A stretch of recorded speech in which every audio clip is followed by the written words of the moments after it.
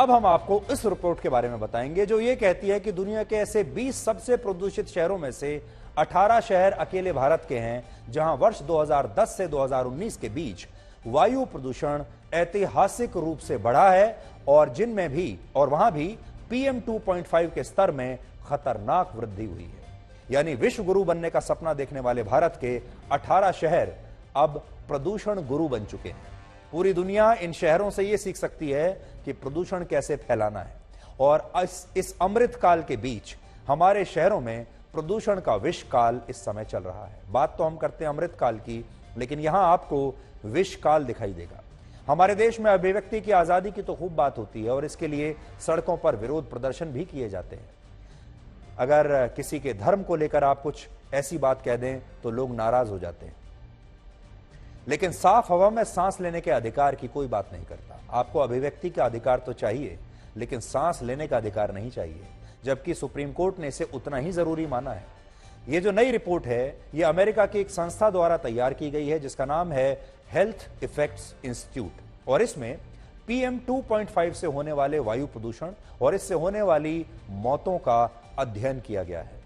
PM 2.5 का मतलब होता है पार्टिकुलेट मैटर 2.5, यानी हवा में घुले ऐसे कण जिनका आकार 2.5 माइक्रोन्स होता है।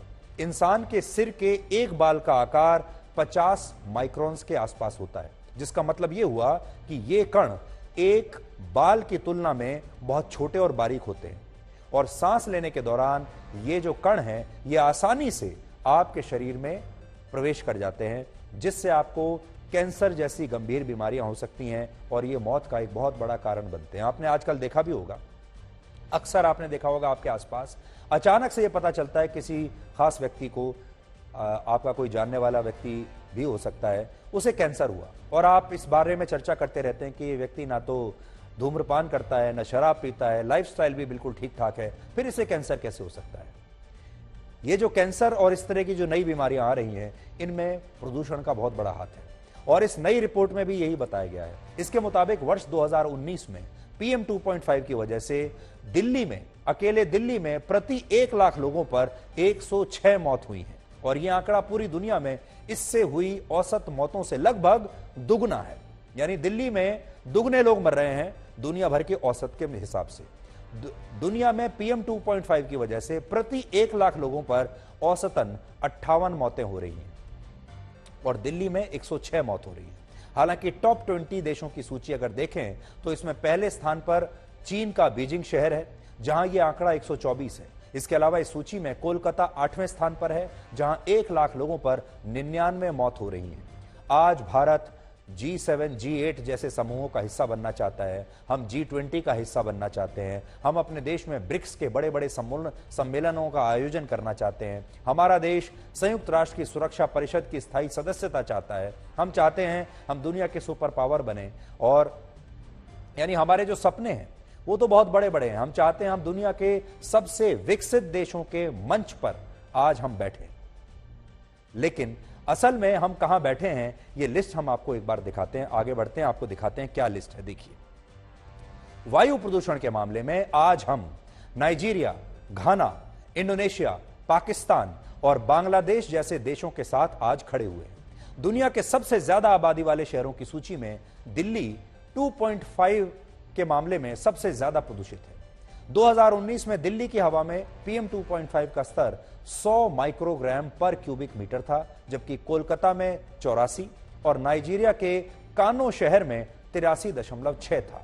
पेरू के लीमा में 73.2 और बांग्लादेश के ढाका में यह स्तर है 71.4। इस साल मशहूर मेडिकल जर्नल दी लैंसेट ने भी अपनी एक नई रिपोर्ट में बताया कि वर्ष 2019 में भारत में 24 लाख से ज्यादा लोग अलग अलग तरह के प्रदूषण से मारे गए, उनकी मृत्यु हुई और इनमें 17 लाख मौतों का कारण अकेला वायु प्रदूषण था। यानी हवा के जरिए जो आप जहर अपनी सांसों में ले रहे हैं वो जहर आपको मार रहा है। और हैरानी की बात यह है कि अकेले दिल्ली में सिर्फ PM 2.5 की वजह से लगभग 30,000 लोगों की जान चली गई। सोचिए, पिछले 2.5 वर्षों में दिल्ली में कोविड से लगभग 26,000 लोग मरे हैं, कोविड से, जबकि अकेले PM 2.5 के प्रदूषण से एक साल में कोविड से भी ज्यादा 30,000 लोग मर गए।